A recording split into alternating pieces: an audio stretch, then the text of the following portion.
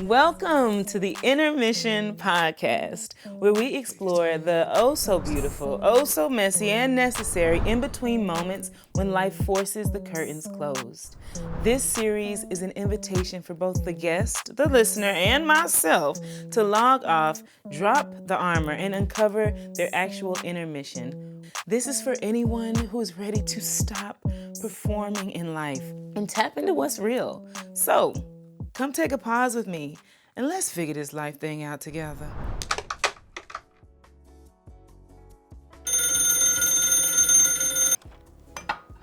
Hello. Hey, come on now. Y'all supposed to be expecting me. I'm on time. I'm one of the only artists that's on time. You gotta let me in now. Oh, snap. Okay. You are hella early, but give me 1 second. Here's the code. Yes. Okay. Okay, see you in a minute.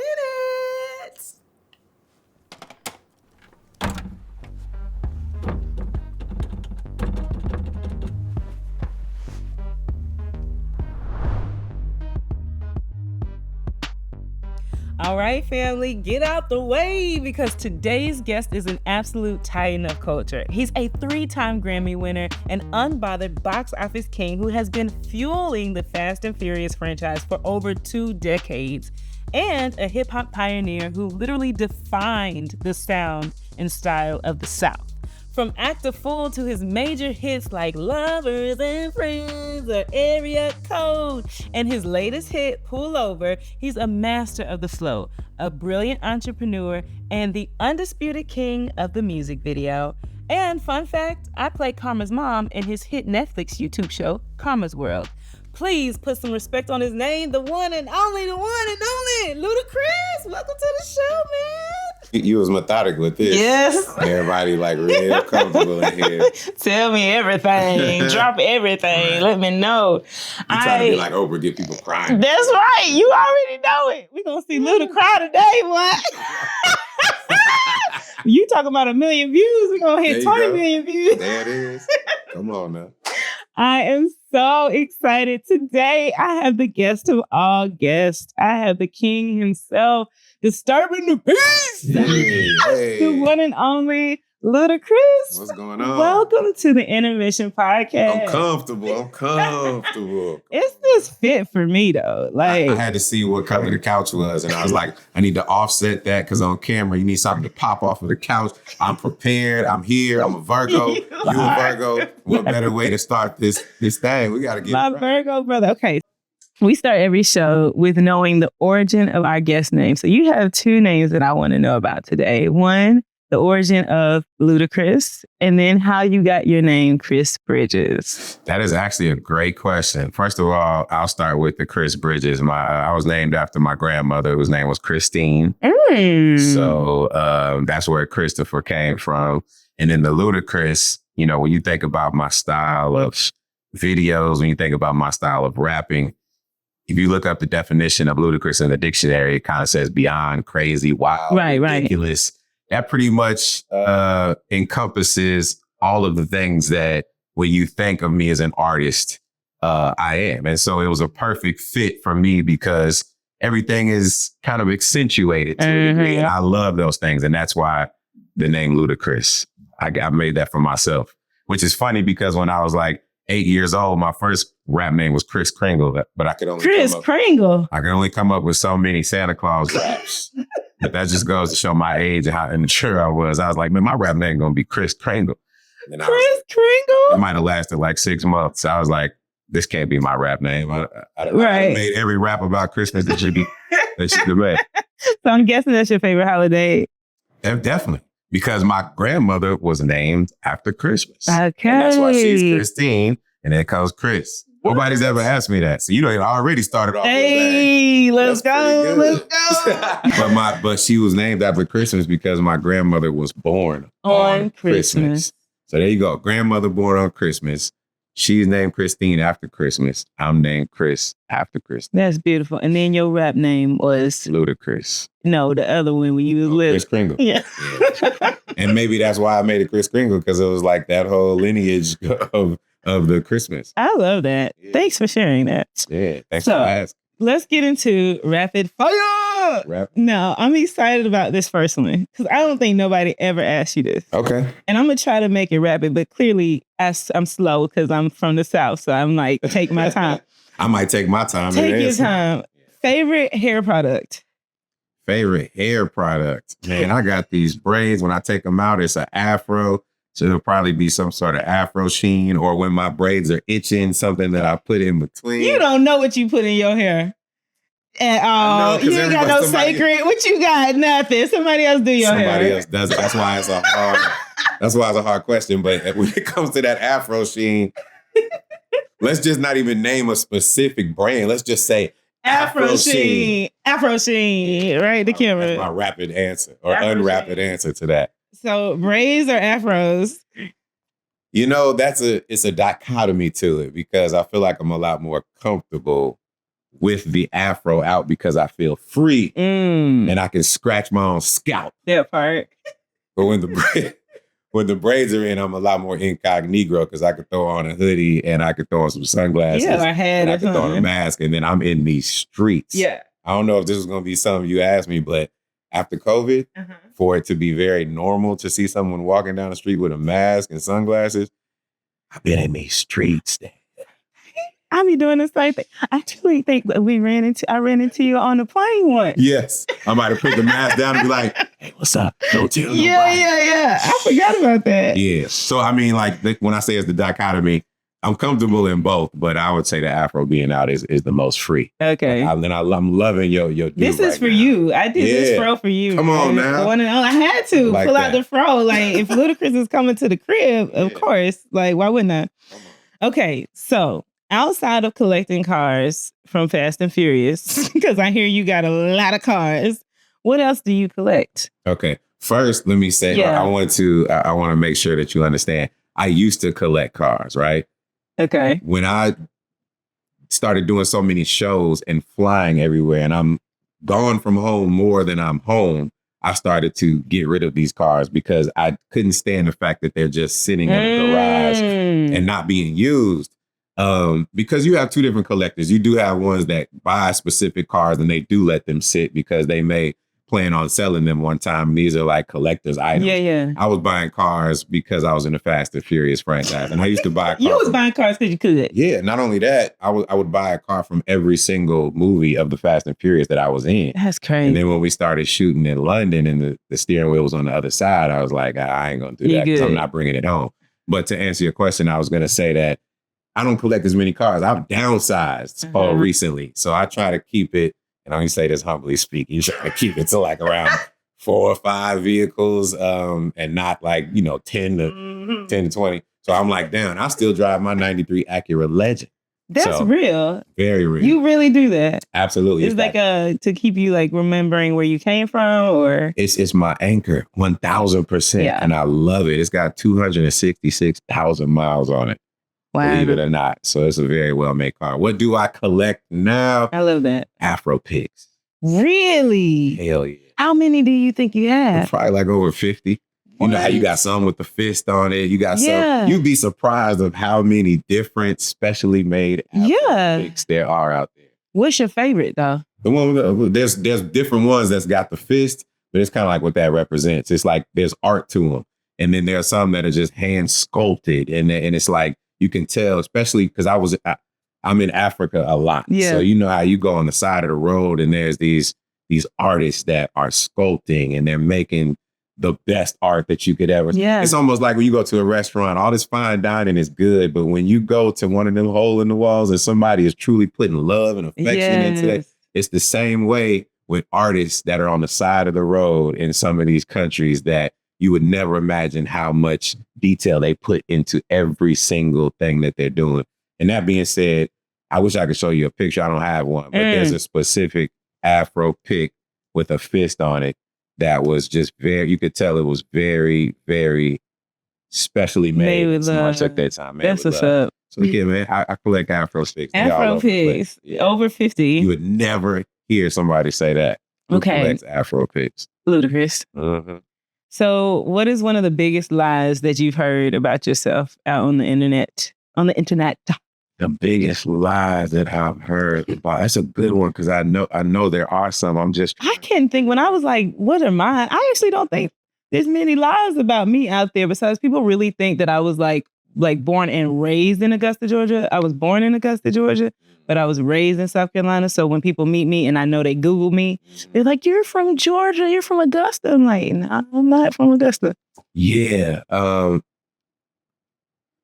You know what's, I know we're going to get into my wife, but I'm a proactively, like, I can't think of anything off the top of my head that's wrong about me. And I know there is because, when you do Google and all that, people think it's the Bible. Right. But there's something on there. It's just not coming to my mind. But for my wife, they were saying that she never graduated college or something. Dang. And this woman got a master's. Like she has graduate degrees and all this other stuff.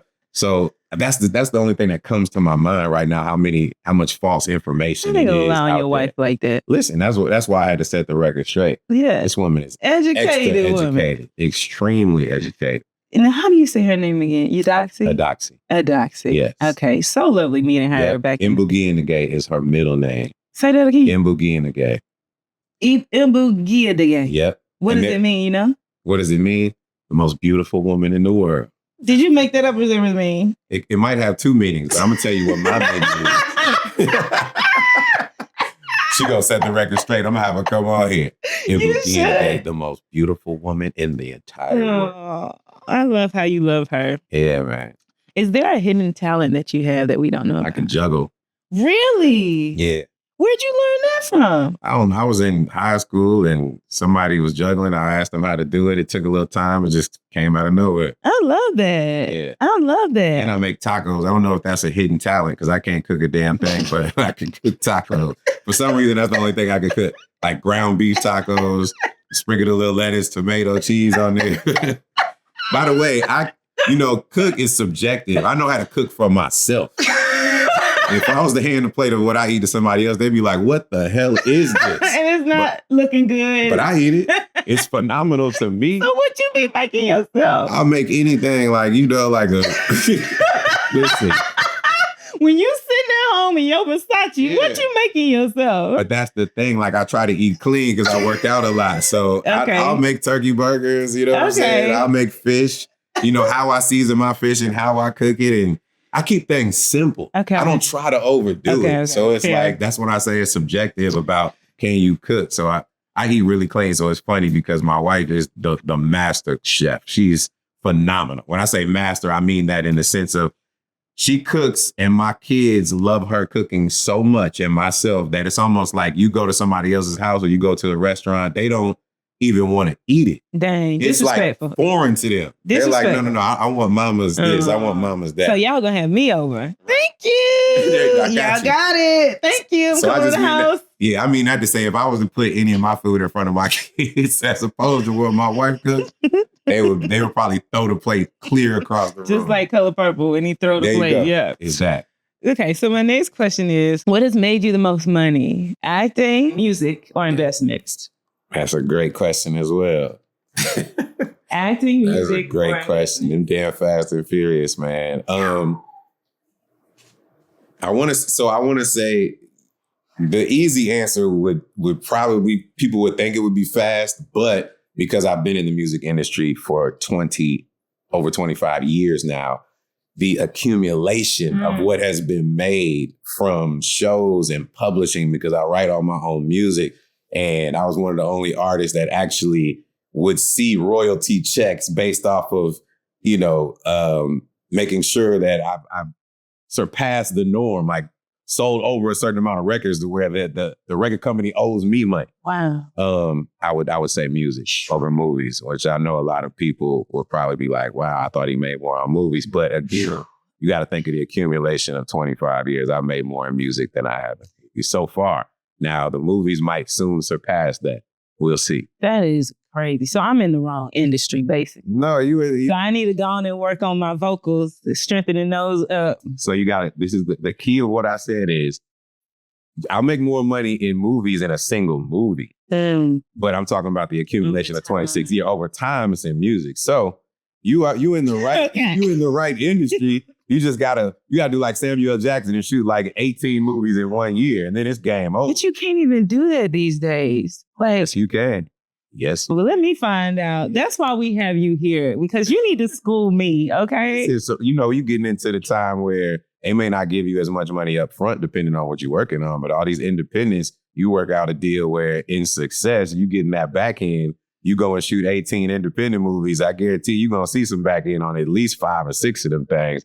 And then it's a whole different story. Do you say no a lot?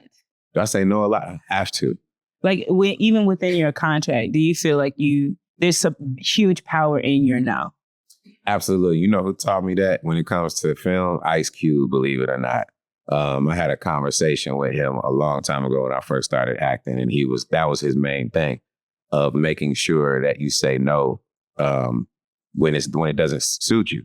And I think that I'm very blessed because being in the music industry, humbly speaking, there are a lot of actors, and it's very difficult navigating that space because a lot of them have to say yes to certain projects just based on finance, being able to keep up lifestyle.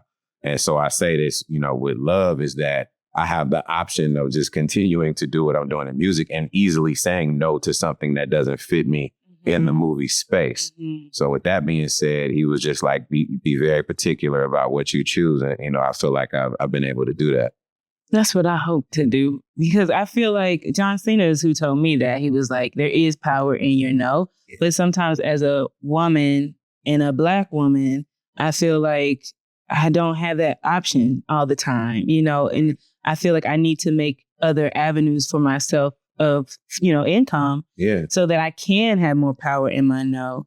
But it's a tricky thing, because at this point in the way this world works, like being seen is so powerful too. Like being in projects and getting your face out there, it holds a lot of weight now because everything is so much about numbers and da-da-da. So it's always kind of been hard for me to like figure out the balance. The universe gonna take care of you, because speaking of being seen, I want to applaud you for fighting for Black women inclusion. I think we need a round of applause behind saying it does not.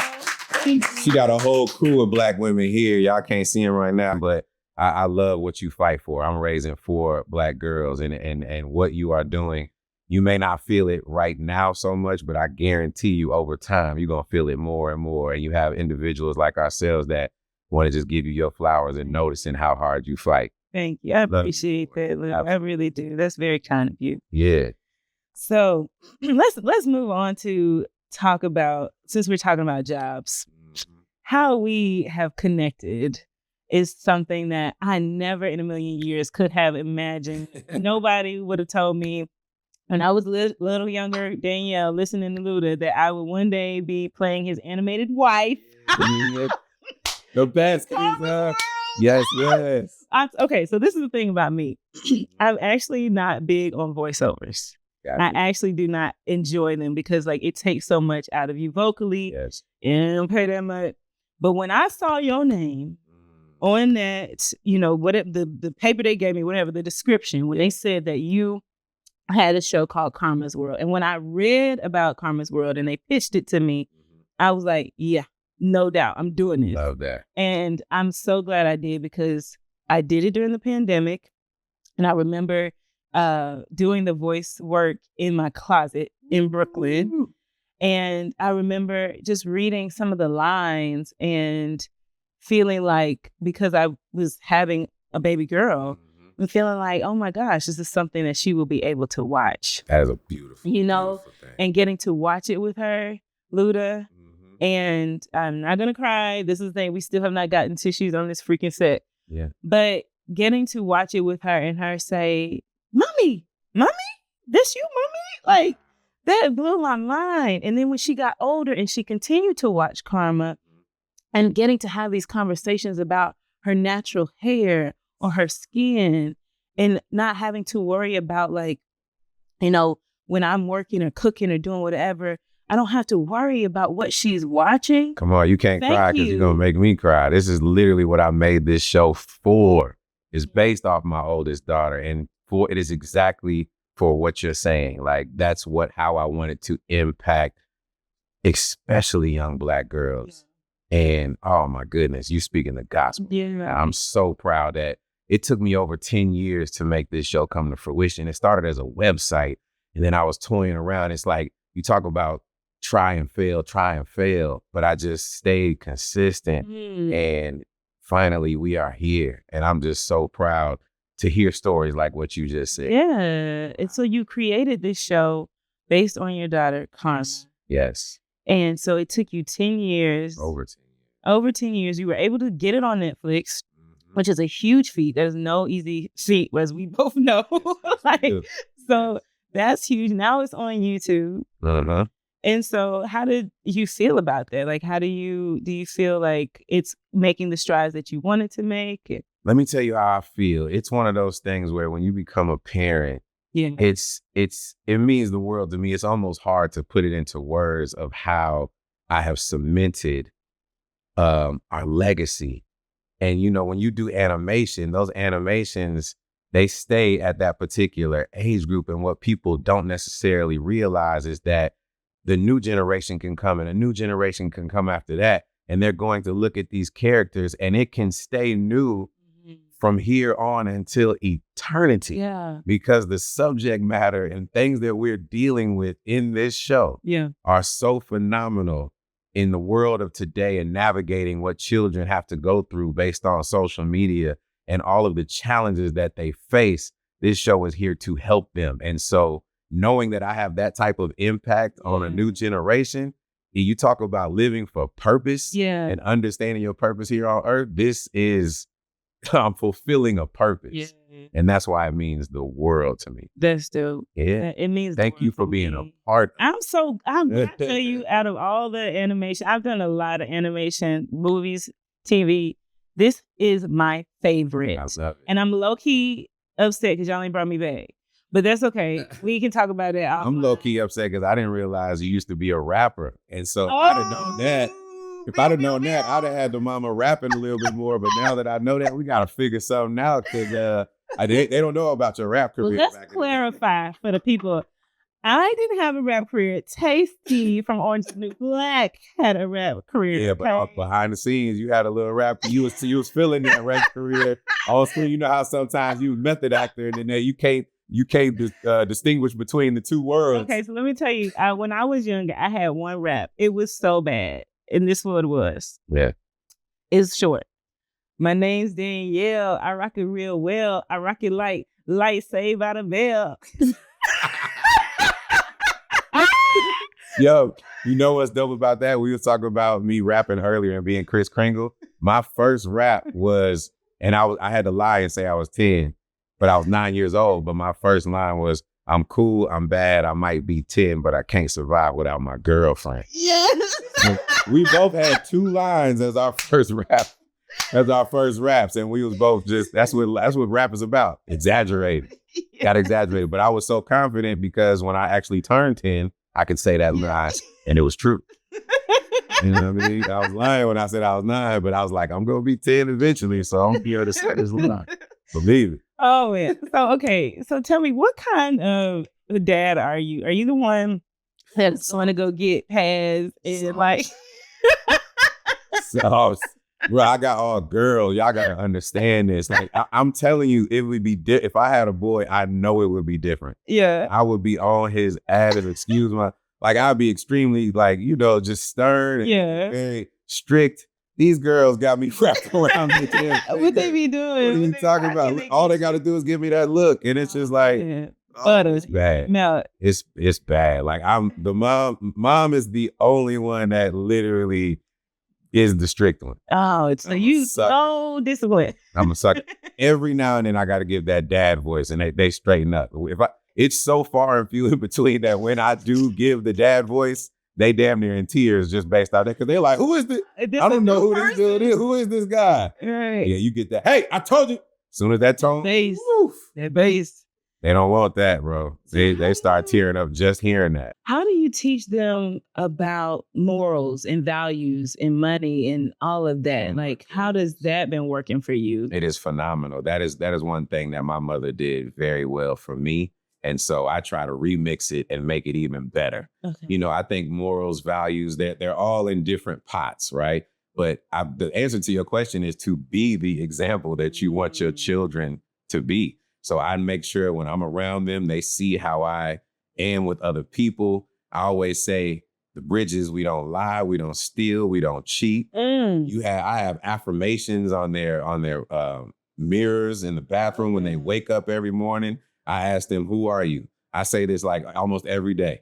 And they need to have an answer of who they are, because in this world, you have to understand that who you are. And I want your answer. I want to know, where'd you come from? Who are you? That could mean so many different things. Yeah. I am a strong, intelligent, very, very a Black woman with morals, with integrity, with standards, with principles. Yeah.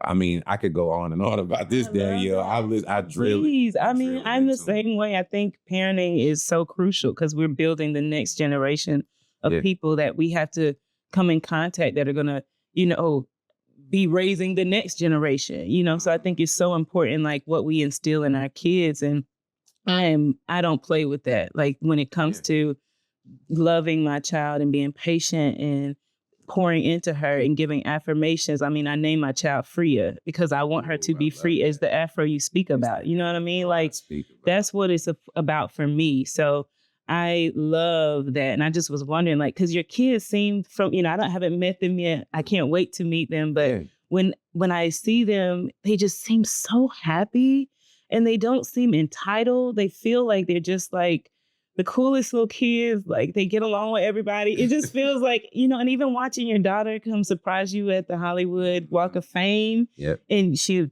goes to Spelman and like, it's like, what? Graduated from Spelman. Yeah. Listen, travel is extremely important. I mean, my kids' passports when they like 1 years old, like it's out of this world. They're in Gabon, Africa. This is where my wife is from every summer. They're there right now as we speak. Just experiences and being able to go different places and understand different cultures. I mean, I had them in Rome, Italy when they was like 4 and 5 years old. So, and I also teach them about manners. I tell them manners can get you places that money cannot. So they better say thank you. They better say please. They have, no matter where you go, they have to understand the rules and respect the culture. So, I mean, listen, they're very cultured is what I'm trying to say. And preaching and teaching these principles is very important. So let's get into your wife. Yeah. Who you love so much. Y'all got engaged and married in the same day. Where they do that at? And I'm going to tell you what's more important about that is, for us, we didn't have a huge wedding. We got married in my house. There was like 2 people present, like my mother and the preacher.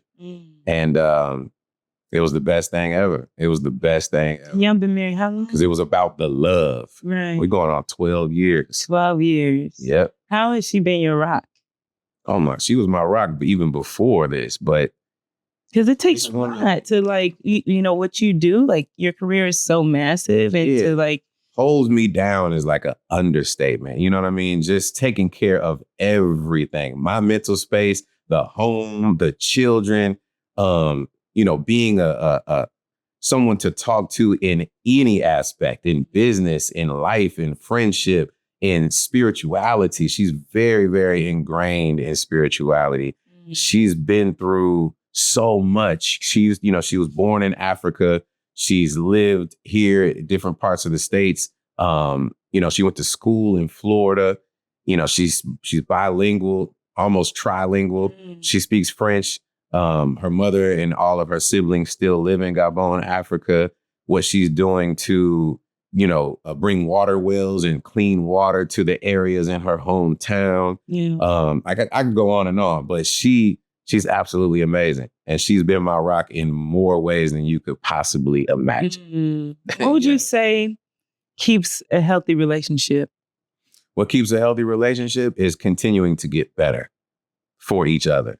Because I feel like as human beings, we all evolve and things change, but you have to be willing to, there's a foundation and there is an anchor where it's so strong that as you continue to evolve together, you have to stay aligned.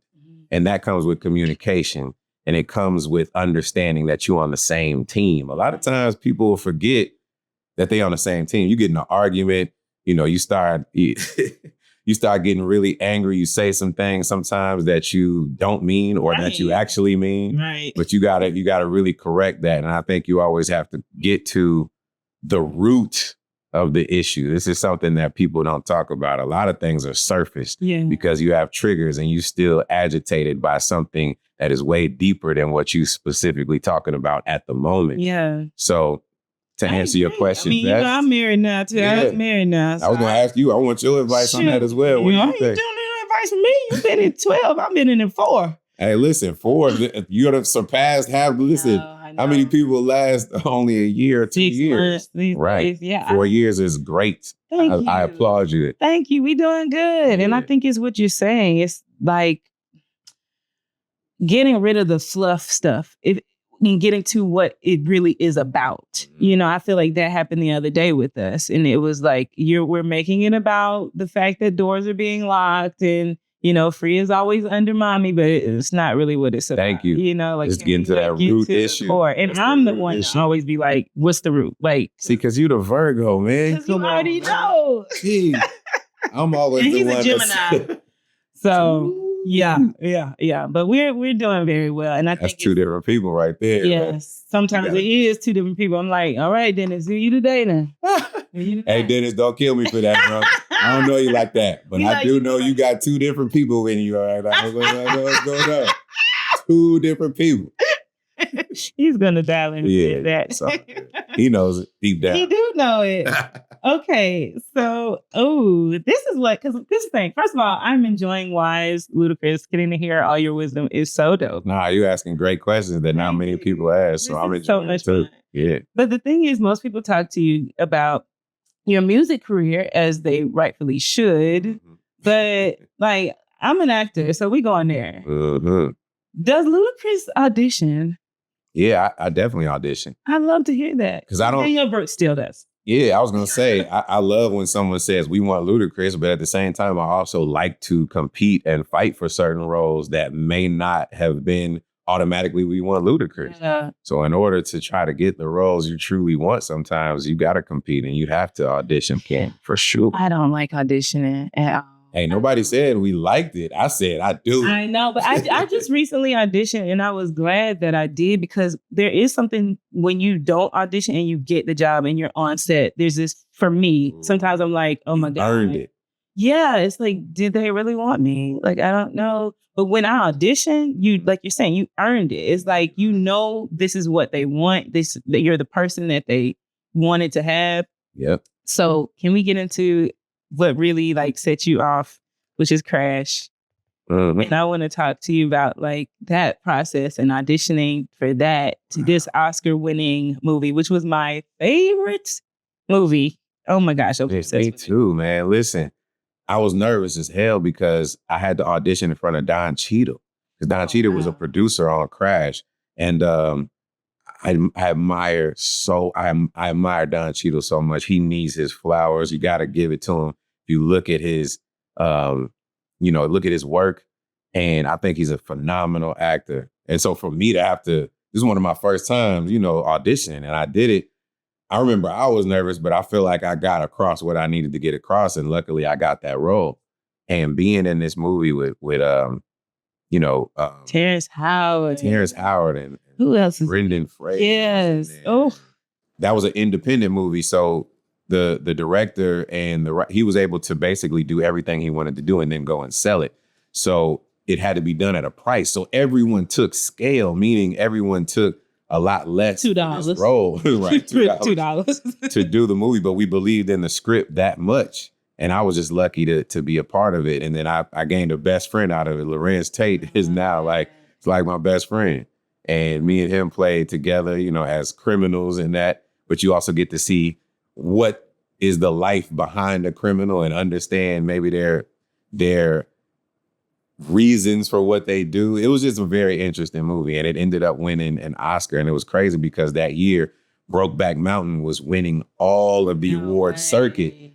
They was sweeping. You know how you do like the Golden Globes? Yeah, Critics' Choice. It's like everything. Critics' Choice. And then you see for Best Picture, it's winning.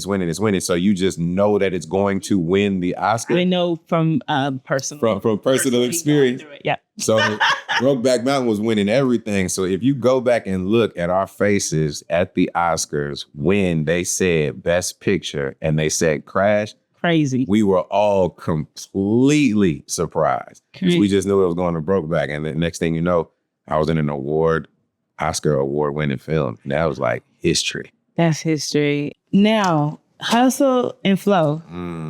Hustle and Flow, like that's the movie. That came right after. For those that don't know, that was John Singleton, because John Singleton is responsible for putting me in Too Fast, Too Furious. Right. And that was like the first role.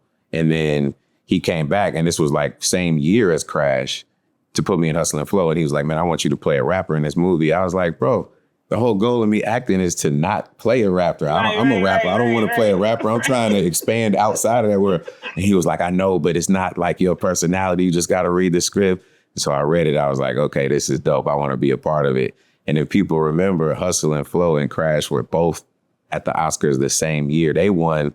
3-6 Mafia won the Oscar. They did. For It's Hard Out Here for a Pimp. Yeah. The same year that Crash won Best Picture. So you can imagine it was like the absolute best. It was hooded out. I remember seeing them get on the stage and be like, what is going on? I'm here for it. And Will Smith got up there and said, Martin Scorsese, 0 Oscars, 3-6 Mafia, 1.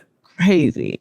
That was How the hell 3-6 Mafia get an Oscar before Martin Scorsese? It's so hard. Hey man, shout to 3-6, man. That was history right there. You don't understand how crazy Memphis, all of the South was going on that. Yeah, everybody black. That's definitely one of those moments of like, I'm rooting for everybody black. So sure. John Singleton is who got you Fast and Furious. God rest his soul. Mm-hmm. But it's my understanding that might have went to somebody else in the beginning? Yeah, I believe because Ja Rule was in the first one, and this is what I've heard, so, I haven't really talked to Ja about it, but apparently that was his role. And that's crazy. From what I understand is I think maybe he may have been asking for a little bit more money, rightfully so. And I guess the amount of money that was being offered, he didn't take it. And so John Singleton must have been like, all right, let's get Ludacris. So I was on tour with Eminem at the time, and they had like 24 hours for me. They was like, you need to read these lines. You can study them for however many hours, but you need to do this ASAP. Oh my God. And I'm like, wait, we got to break this down. Yeah. So how many pages? Do you remember how many pages that you had to learn? It was only like 2 pages. So 2 pages shifted another part of your life. Oh my that made it. 2 pages. Yeah. And I was like 20 minutes about to go on stage. So I had like the day, but it was like, I remember recording the lines to a camera 20 minutes before I had to hit the stage on tour with Eminem. And I was nervous again, the same way I was nervous for Crash. And apparently I turned it in. I was like, man, I hope I get this, because I don't know within the time frame if I did the absolute best that I could do. But whatever was done, he saw enough in me to say, we're going to put Ludacris in this movie. And from there, it was the greatest transition, because me being in Too Fast, Too Furious, it wasn't too far of a stretch from my actual personality. Yeah. So in terms of me being in a film for the first time and really learning and understanding what it takes to be an actor, that was the best thing to do, as opposed to jumping in a role that's completely opposite of my personality. Right. So it's like I got to do that, and it was a great experience. I have to take a moment. I'm sitting with Ludacris. I'm just over the moon about this. This is amazing. Okay, so we're talking about the acting stuff. Would you ever go to Broadway? Yeah, I would. Denzel is like the epitome of success and discipline, in my opinion. If you want to continue to become better, everyone says you have to take it to, just the thespian aspect of where theater and acting come from.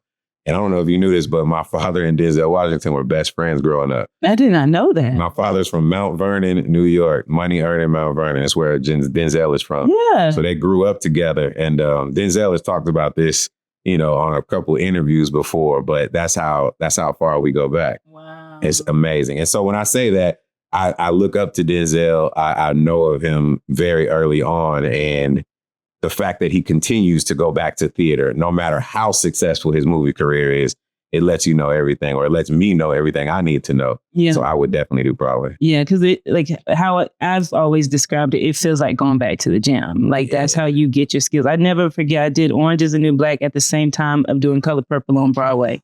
It was the craziest schedule. Wow. They labeled me in the New York Times the hardest working woman in the business at the time. Yeah, you got a Grammy from that, right? Yeah, I got a Grammy. And then got an Oscar nomination when you did the movie. Yeah, and so listen, nominated, and this whole thing. God is good. You're gonna be an EGOT person soon enough. I'm putting it in the atmosphere. I'm an EGOT nominee, but I'm not an EGOT winner yet. No, I said you will be, and I appreciate it. Yes, and I wanted to ask you. Let's go on and get into it. I wanted to ask you this because I know you've talked about with the Grammys and stuff, and how there was a time where you were getting nominated, but you were kind of getting beat out by Eminem, or you getting beat out by Jay-Z. Yep, DMX. Yeah, all was just getting you.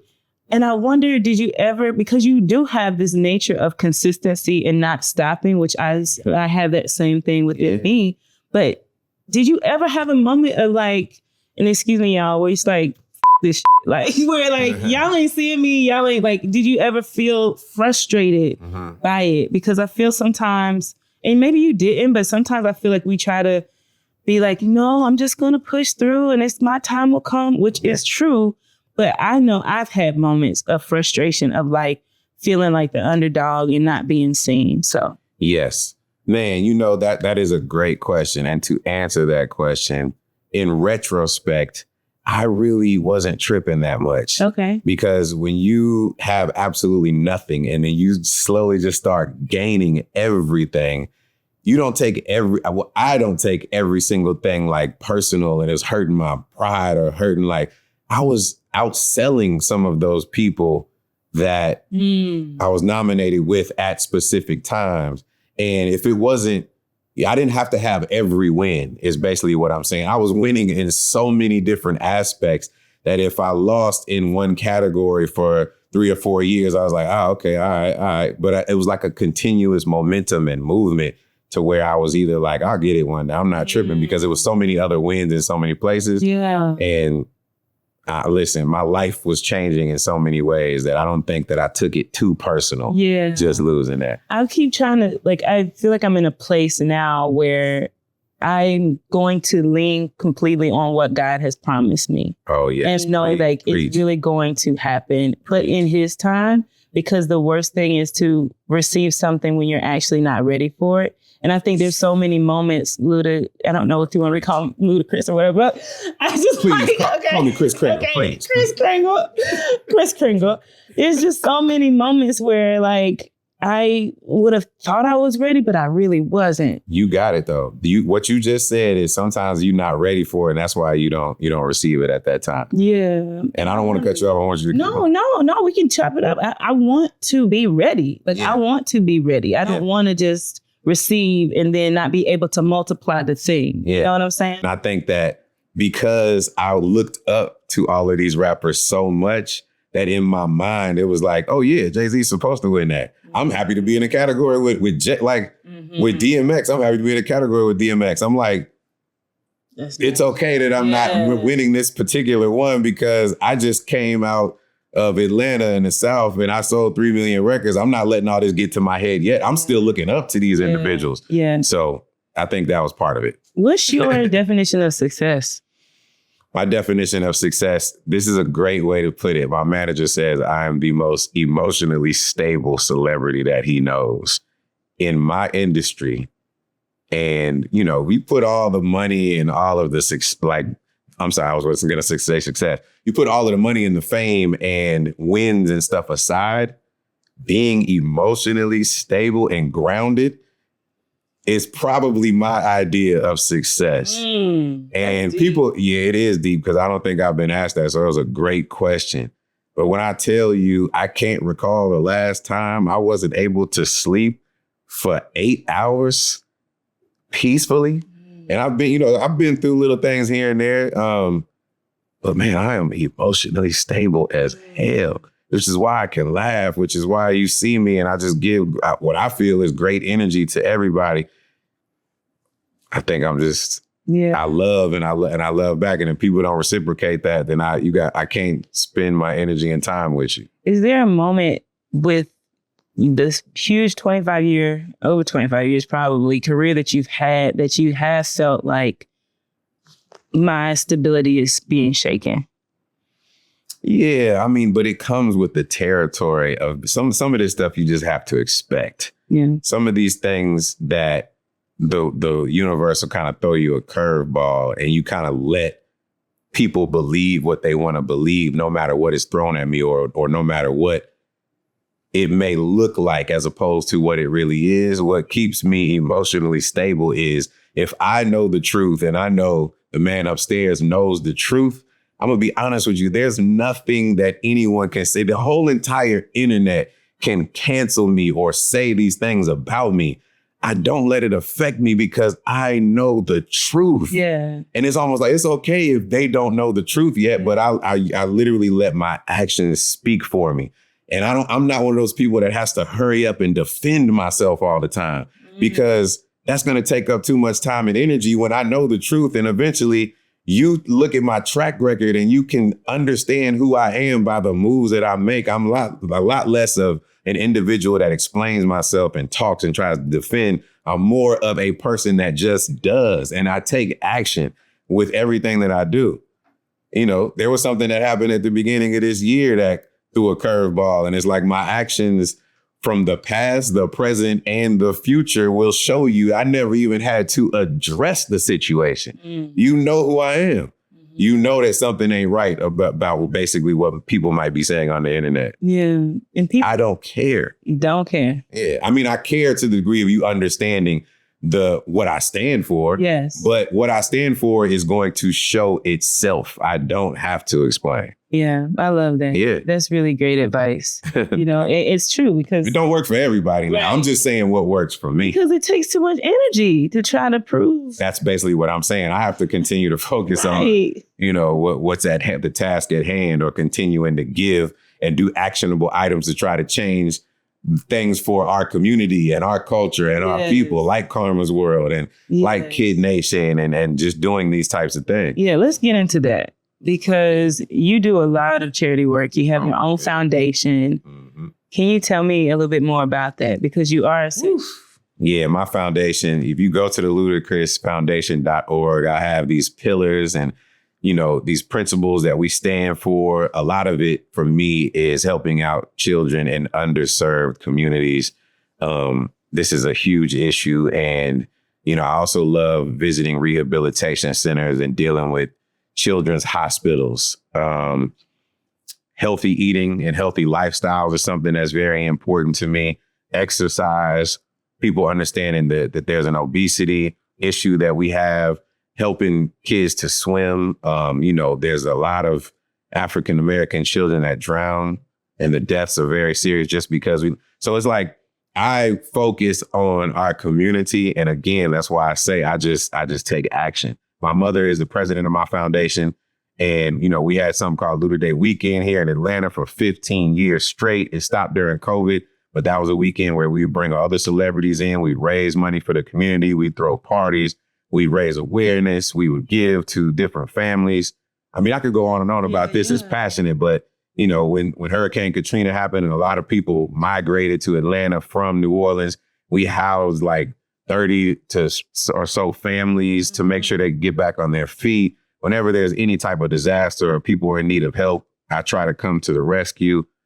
It's all about planting seeds for those in the future. And I'm glad you talk about it because, you know, as blessed as you have been with finances and things like that, you also pour into your community and people need to know that Luda don't play when it comes to pouring back into people. Absolutely. And yeah, my assistant is here. She'll tell you a lot of people that I help and a lot of children, hospitals that I help, people will never even know. Yeah. I'm throwing checks to places that are in underserved areas that are making sure that parents are taken care of when their children have medical issues, because a lot of times parents have to help their children and they have to attend to them 24/7. So how can you work a job and do that at the same time? So you have single mother households and you have 2-parent households and one person is trying to pull all the weight while one parent is watching the child. So there's this whole area of not only is the child in need of help, but the parent that's taking care of the child is in need of just as much help to support those children. I'm more out here. You talk about it. And that's where my passion and my heart really comes into play. And I try to help out a lot of those parents. Some of them are having to come from other cities because the best medical facilities might not be in the place where they live. So they need housing, or they need hotels, and they need transportation, and they need food, and they need, to all these different things that can help their child's mental space. And while they're sitting in a hospital for months or years on end trying to listen. Yeah. Well, look, if there's anything I can do to help, I would love to support. Thank you. I would. Yeah, please do. So we have something called Miss Pearly. Miss Pearly. Okay. She kind of heavy. God dang, maybe I need to go into the gym. Please do not break that. Please. Okay. This is Miss Pearly. And we have questions in Miss Pearly. So I'm going to let you choose one. Okay. Let's see. I have no idea what's in here. It's been a minute. Let's see. Who in your life has loved you in a way that changed you? I mean, my mama. So that's the first thing that comes to mind. Mama and wife. That's an easy one. But I mean, your mama's always. It's always going to be there. Your mama going to change you for the better. Well, there's somebody that I feel like has had a big impact on you and vice versa, and that's Van Diesel. And I heard him say when you were being honored for the Hollywood Walk of Fame, which is just so dope. Thank you. Oh, that's so dope. He said there's 3 qualities about you: that you're curious, loyal, and grateful. And I just wanted to know who taught you to be curious, loyal, and grateful. I think I taught myself to be curious. Grateful. I would church. You was raised in the church. Absolutely. My mother taught me to be grateful because she took me to church. And that church, it reinforces how grateful you need to be. That's what every Sunday is about. You go there and you are reminded that you better thank God. Not just on Sunday, but the energy there, the place of worship is a whole energy of a bunch of people together. And you feel that type of gratefulness. So I would definitely say that. It was curious, grateful, and what was the other one? Curious, grateful, and loyal. Oh, loyal. Loyalty is just something that you learn because there's so many unloyal people. Yeah. So you want to be the opposite of what those individuals are. And I think that just came with experience. And I saw in that the Walk of Fame, like you got emotional talking about your team because of how loyal. And I just want to know, because I've been with my manager for over 14 years now. I've been with my hairstylist for over 10 years now. But like, what for you solidifies, like, yes, this person is going to stay? Yeah, I got emotional because I literally was thinking about it as I was saying it. It didn't come to me until that moment. And I was saying my managers that I've been with for over 26 years, we've never signed a contract. So you think about 26 years, we've never even signed it. And it's just been a loyalty, as you say. And my father passed away at the age of 52. And what I was trying to say was that it dawned on me that they had been my father figures since he had kind of passed away, or even before he passed away, because bless his heart, my father was the most amazing person on this earth, but he had a disease and it was called alcoholism. And he was an alcoholic my entire life. He was more of a functioning alcoholic when I was younger, but as he got, as he started to get older, it became worse and worse. And so I got choked up because I was like, my managers have kind of stepped in, and I didn't realize it until then that they kind of took that father figure role. So that's deep. Thanks for sharing that. Thanks for sharing. And just as a follow-up question too, is like, you've worked so hard to break that generational curse. That's what it is, and was that an easy thing? Because even my dad, right? Like, he's had issues when it comes to family and how he was raised and stuff. But the one thing I've admired so much about my father was that he said, I'm going to do different. I've just been like so grateful for that. So it was easy for me because I wanted to be opposite of what I had to deal with growing up, with my father, and how much hurt and pain it caused. for him making decisions based on the fact that he would say he'd stop drinking, but never did. So it was, to be honest, it was kind of easy for me to not do that because I would never want my children to go through kind of what I went through. Yeah. Well, thank God you done broke it. Now them kids on yachts living in Africa, Right. living their best life. Right. For sure. From your hard work and your wife's hard work. Yeah. So I have a few more questions, but one that makes sense for this podcast. What is your intermission? I think I'm kind of executing that with Karma's World and, with these things that I feel like are going to help generations to come. You really think about, and if people that's watching, you can honestly sit here and say, if you were to go tomorrow, like God forbid, let's say you are laying down and you just having to reflect right before you're about to go, you feel solace in something that you did that you know is going to affect other people. You really got to think about that. And if you have not done something to that effect yet, you should start today to do something. It doesn't even necessarily have to be about money. It can be about donating your time. You might want to volunteer, in your local community to do something that makes any type of change. I'm just saying, for me, it's those type of things that I know are going to affect people, in the long run. So that is my intermission. Love it. Yeah. Okay. So change for the better. Hopefully that answers. Change for the better. So we have something called Light It Up. Light It Up. Where we light up a candle for anything, anyone that you want to. And I will start. I'm going to light it up for Karma's World. Yeah. I love the show. It has been such a blessing in my life, truly, to have something that my daughter can hold on to, that is teaching her wonderful morals, that is also teaching her rhythm. So thank you. No, she had rhythm before this. Don't understand. She was born with. A little tricky, but okay. Now, whose side did she? She was on that 1-3, not that 2-4. I don't know. Gotcha. But she, thank you. Yeah, no, more than welcome. That Big Karma's World definitely teaches rhythm. That's cool. And just confidence. Yeah, and I love it because her relationship with her dad has been so wonderful. She has that reflection within the TV show to solidify that relationship with her dad. See, you've helped to, again, reinforce my intermission by you telling me things like that. That's exactly what I want. Thank you. So I'm here, and it means the world to hear you say that. Because to take over 10 years doing something and realizing that you didn't quit, and to hear you say that means that I fought for over 10 years for a reason. Yeah, you did. What's your light it up, man? I'll light it up for my father. I just spoke about him. I know he's, resting in heaven and resting in peace and all those things. But I would just light it up for him because, I talked about the hardships that I had dealing with him. But if it wasn't for him, I wouldn't have fell in love with music the way that I did. I used to wake up every morning and just hear music playing, whether it was Michael Jackson or Prince or Frankie Beverly and Mays. And he bought me my first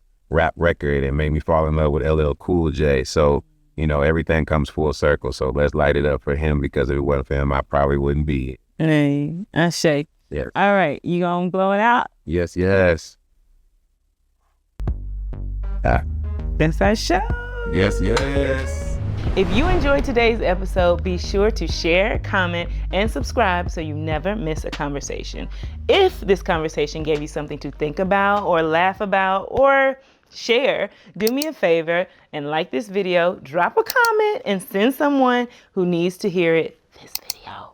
Thanks for hanging out with me, and I'll see you next time on the Intermission.